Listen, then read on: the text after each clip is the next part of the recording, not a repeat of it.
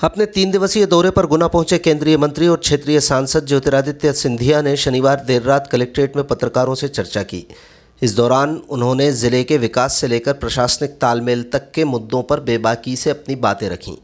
सिंधिया ने स्पष्ट किया कि विकास की राह में बाधा बनने वाली विसंगतियों पर अब कठोर फैसले लिए जाएंगे। शहर की बहुप्रतीक्षित यातायात नगर, रिंग रोड और माल गोडाउन के मुद्दे पर सिंधिया ने कहा कि इन परियोजनाओं में देरी के पीछे कई बड़े रहस्य हैं। उन्होंने संकेत दिया कि उनके पास धीरे धीरे गड़बड़ियों की सूची आ रही है। आने वाले समय में वो इस पर कठिन निर्णय लेने में पीछे नहीं हटेंगे। माल गोडाउन को महूगढ़ा शिफ्ट करने के सवाल पर उन्होंने बताया कि मामला रेलवे के संज्ञान में लाया जा चुका है और इस पर तेज़ी से कार्रवाई की उम्मीद है। गुना नगर पालिका में भाजपा की परिषद होने के बावजूद प्रस्ताव फेल होने की खबरों पर सिंधिया ने हैरानी जताई। उन्होंने कहा कि फ़िलहाल मुझे इस बात की विस्तृत जानकारी नहीं है, लेकिन यदि ऐसा हो रहा है तो ये बिल्कुल भी शोभनीय नहीं है। उनके इस बयान को स्थानीय पार्षदों और पदाधिकारियों के लिए एक कड़ी चेतावनी के रूप में देखा जा रहा है। स्वास्थ्य सेवाओं को लेकर एक बड़ी घोषणा करते हुए सिंधिया ने बताया कि शिवपुरी में सेना की तर्ज पर एक विशाल स्वास्थ्य शिविर का आयोजन होने जा रहा है। ये शिविर 8 दिन तक चलेगा। शिविर में तकरीबन 25,000 OPD का लक्ष्य है। सिंधिया ने गुना जिला प्रशासन को आदेशित किया है कि गुना जिले के मरीजों को भी इस शिविर का पूरा लाभ दिलाया जाए। जिले में कृषि और सिंचाई को बढ़ावा देने के लिए उन्होंने कहा कि कई गांवों में बांधों का निर्माण प्रस्तावित है। निवाड़ी, पनहेटी और ग्वालटोरिया जैसी क्षेत्रों में बांध बनने से हज़ारों हेक्टेयर ज़मीन सिंचित होगी, जिससे स्थानीय किसानों की आर्थिक स्थिति में बड़ा सुधार आएगा। अब आप बेस्वाद किसी चीज को, भगवान को आप चखना चाहते हैं तो आपको भी मजा नहीं आएगा। मेरे ऊपर छोड़ो भी, सही समय में आपको बता। गुना नगर पालिका बीजेपी की नगर पालिका है, उसके बावजूद भी उसके अंदर प्रस्ताव फेल हो रहे हैं और विकास की जितनी योजना पब्लिक परेशान हो रही है वो पूरी नहीं हो पा रही। क्या कारण है बीजेपी की होते हुए मेजोरिटी होने के बावजूद भी? इसकी सूचना मुझे नहीं है, पर अगर आप बता रहे हैं तो हम लोग बैठ के इसका समाधान जरूर हमको निकालना पड़ेगा, क्योंकि ये वस्तुस्थिति अगर है तो ये शोभनीय नहीं है। पार्षदों को नोटिस भी दिए गए जिन्होंने विरोध किया। पार्टी ने उनको नोटिस भी दिए, लेकिन उसमें भी लगभग 6 महीने तक कोई कार्रवाई अभी तक नहीं हुई। अभी विकास का मुद्दा है। पार्टी में किसको नोटिस मिला, किसको नहीं नोटिस मिला, क्या जवाब आया, इसमें मैंने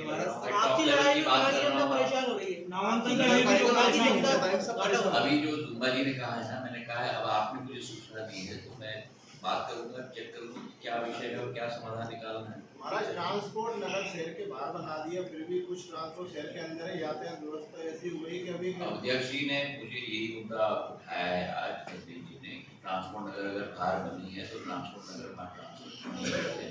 इसके पीछे भी कई बड़े रहस्य हैं और इन रहस्यों की भी सूची धीरे धीरे करके मुझे आ रही है। हाँ, तो मैंने अभी कलेक्टर साहब को कहा है और नगर पालिका को भी कहा है, क्योंकि नगर पालिका के अधीन है कठिन निर्णय लेना, और कठिन निर्णय न लेना भी निर्णय है।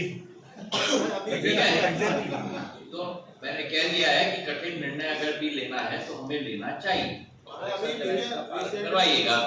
और जो भी आप जनप्रतिनिधि, मैंने कहा है सभी लोग बैठे, केवल नगर पालिका अध्यक्ष और कलेक्टर साहब नहीं, विधायक जी भी बैठे हैं, पन्नालाल जी बैठे हैं, धर्मेंद्र जी भी बैठे हैं, दूसरे विधायक भी बैठना चाहते हैं तो बैठे हैं। और कॉमन निर्णय जो आप में से भी अगर 1-2 लोग हैं प्रेस के भी जो अपना सुझाव देना चाहते हैं तो आप भी बैठो, और जो कॉमन सहमति बनती है उसके आधार पर कठोर निर्णय भी है तो वो लेना चाहिए। अभी एक एक्सीडेंट हुआ, राजेंद्र राजपूत हमारे पत्रकार साथी, उनके भतीजे का महाराज का पैर ही काट दिया गया है, पूरा जान के यहाँ से पैर चला गया। राजेंद्र राजपूत पत्रकार है हमारे। राजेंद्र राजपूत ऊपर वार करोगे तो मैं ये कह रहे तो उनके एडिक्शन में ही है जो रैक वाला बात है। उसमें महूगढ़ा, ये नेट पे है, आप नेट से रेक पे चले गए हो। रैक शुरू किया था। महूगढ़ा रेलवे स्टेशन रैक के लिए ही बनाया गया। मुझे मालूम है वो प्रस्ताव मैंने रेलवे को कहा भी था उस समय उनके ROI के सिस्टम में वो नहीं आते। ऐसा नहीं कि मैंने नहीं कहा है, आपके कहने से ही बना था मऊ बड़ा। तो मालूम है, पर वहाँ रेत लाना इतना आसान नहीं था अभी। और कुछ चलिए, सम्मिलित गांव के रूप में उमरी और आरी दोनों गांव को हम लोग ने सम्मिलित किया है। इसके आधार पर 5G की टेक्नोलॉजी का विस्तृत उपयोग ग्रामीण जन तक हो पाए, प्रधानमंत्री जी की सोच और विचारधारा को साकार रूप दिया गया है। ये पूरे देश में 3 या 4 हमारे पायलट चल रहे हैं, आंध्र प्रदेश में, मध्य प्रदेश में और उत्तर प्रदेश में। और इन पायलट्स के आधार पर, इनकी सफलता के आधार पर संपूर्ण राष्ट्र में इसका उपयोग किया जाएगा। विस्तृत पॉइंट्स मैंने अपने उद्बोधन में ही आपके समक्ष रखे थे, लेकिन इसका इस्तेमाल कृषि के लिए, शिक्षा के लिए, स्वास्थ्य के लिए, सारे सरकारी योजनाओं के लिए, ई बैंकिंग के लिए, हमारे वोकल फॉर लोकल विचारधारा प्रधानमंत्री जी की, जो उत्पादन हमारे स्वयं सहायता समूह, हमारी लखपति दीदी करती हैं, उसका व्यापार भी सीधा यहाँ से विश्व में हो सकता है। और उसी के साथ PM वानी का वाईफाई भी, क्योंकि मोबाइल से जो कनेक्टिविटी और थ्रूपुट की ज़रूरत होती है, वाईफाई के आधार पर उसकी क्षमता बहुत बढ़ जाती है।